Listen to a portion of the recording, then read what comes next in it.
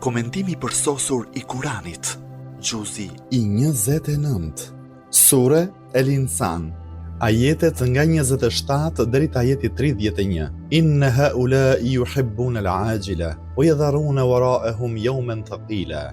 نحن خلقناهم وشددنا أسرهم وإذا شئنا بدلنا أمثالهم تبديلا إن هذه تذكرة فمن شاء اتخذ إلى ربه سبيلا وما تشاءون إلا أن يشاء الله إن الله كان عليما حكيما يدخل من يشاء في رحمته والظالمين أعد لهم عذابا أليما.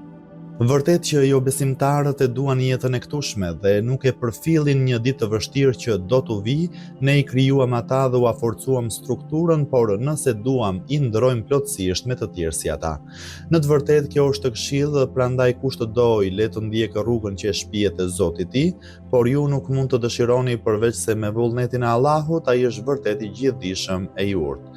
Ai pranon në mëshirën e vet këtë doj, ndërsa për keqbërësit ka përgatitur një dënim të dhemshëm.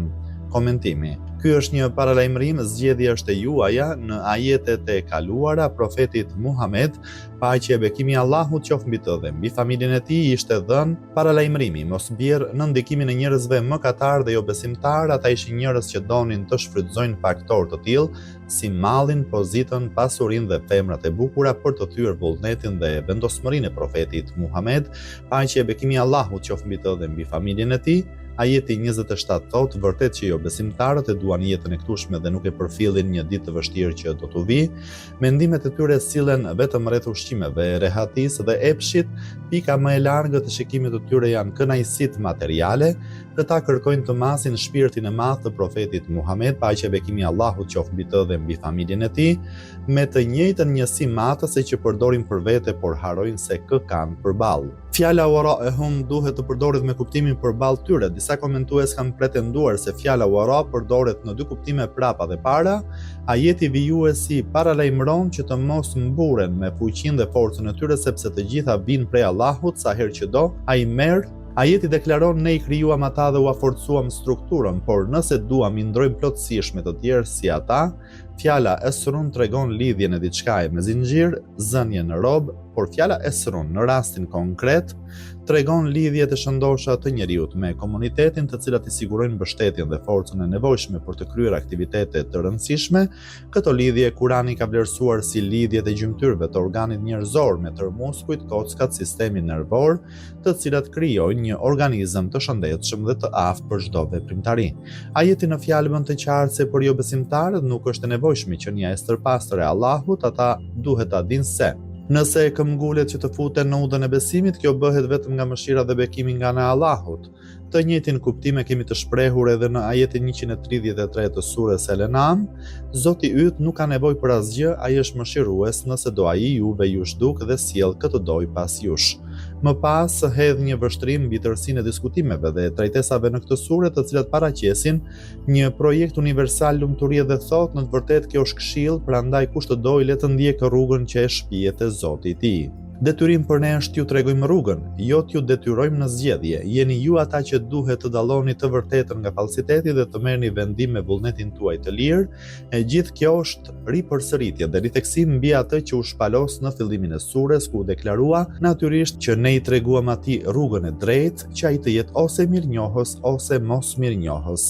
Por ka një rësmendje shkurtër që I lën këto çështje të rëndësishme në duart e njerëzve të tjerë për të mohuar këtë përfytyrim. Ajeti thotë, por ju nuk mund të dëshironi përveç se me vullnetin e Allahut, ai është vërtet I gjithdijshëm e I urtë. Ky është vërtetimi I parimit të njohur çështja midis dy çështjeve apo realiteti midis dy realiteteve.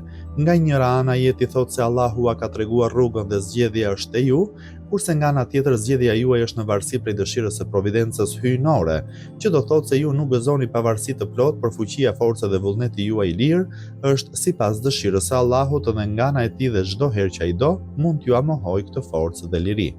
Në këtë mënyrë as kemi të bëjmë me indiferentizëm, as me lëshimin e plotë dhe as me fatalizëm dhe mohimin e zgjedhjes, përkundrazi është një realitet tepër i përpikt dhe egzalt midis këtyre të dyave, apo thënë ndrysh është një lloj lirie varur prej providencës hyjnore që në çdo moment që dëshiron mundet ta rimarrë përsëri, kështu edhe krijesat të kenë mundësinë të mbajnë përgjegjësinë e rrugës së përsosmërisë mbi supet e tyre, po ashtu mos ta konsiderojnë apo imagjinojnë veten e tyre se nuk kanë nevojë për krijuesin. Thënë shkurt, ky ajet vjen për të thënë se njerëzit të mos e konsiderojnë veten se nuk kanë nevojë për udhëzim, për krahje, bekim dhe afirmim të qenies së shenjtë të Allahut, por krahas vendimarrjeve në punët e tyre t'i dorëzojnë dhe ta lënë veten nën kujdesin e Allahut. Prej këtu bëhet e qartë se disa komentues si Fahri Raziu mbështeten te ky ajet, kjo ndodh për shkak të paragjykimeve që kanë pasur në lidhje me këtë çështje. Ai thotë ky ajet është prej ajeteve ku dallgët e determinizmit dhe të fatalizmit sa ngrihen dhe ulen. Po, nëse ajetin e shkoqisim nga ajetet paraprake, mund të ketë vend për një përfytyrim të tillë, por duke pasur parasysh faktin se në një ajet shpaloset ndikimi për zgjedhjes dhe i vullnetit të lirë, dhe në ajetin tjetër shpaloset ndikimi i dëshirës së Allahut, më së miri vërtetohet parimi i quajtur çështja midis dy çështjeve. I çuditshëm është fakti se hidhtarët e rrymës interministe janë mbështetur te ajeti që flet për lirinë absolute, ashtu si për krahësit e fatalizmit mbështeteshin te ajeti që ndjell ndjenjën e determinizmit.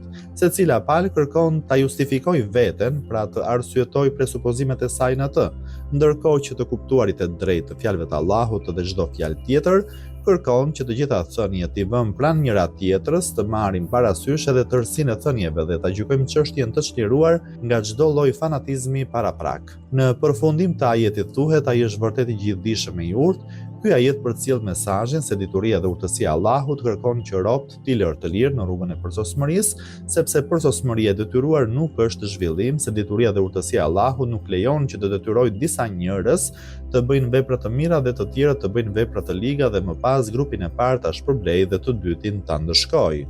Në ajetin e mbylljes të kësaj çështjeje tregohet fati i mirëbërësve dhe i keqbërësve. Ajeti thotë ai pranon në mëshirën e vet këtë doj, ndërsa për keqbërësit ka përgatitur një dënim të dhimbshëm.